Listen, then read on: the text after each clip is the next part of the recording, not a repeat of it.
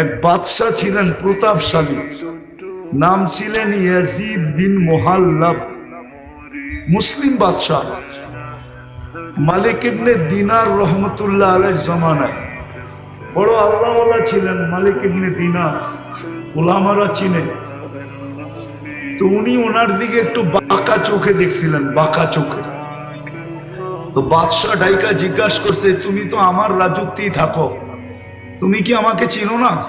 বলছে অবশ্যই চিনি। বলছে তাহলে বাঁকা চোখে কেন দেখলাম? তো বললো, শোনো, আমি তোমাকে তোমার চেয়ে বেশি চিনি। তো সে একটু আশ্চর্য বোধ করলো, আরে আমার চেয়ে আমি আমাকে যতটুক না চিনি, এই লোকটা আমার চেয়ে আমাকে বেশি কি করে চিনে? বলছে বলো।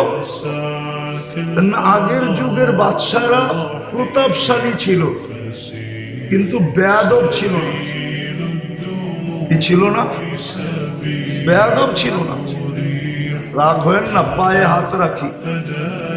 আজকাল তো মানুষ একটু ক্ষমতা পাইলে শুধু প্রতাপশালী হয় না, বেয়াদব হয়।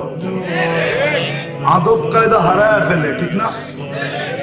আদব কায়দা, কথা বলারও ঢং জানে না।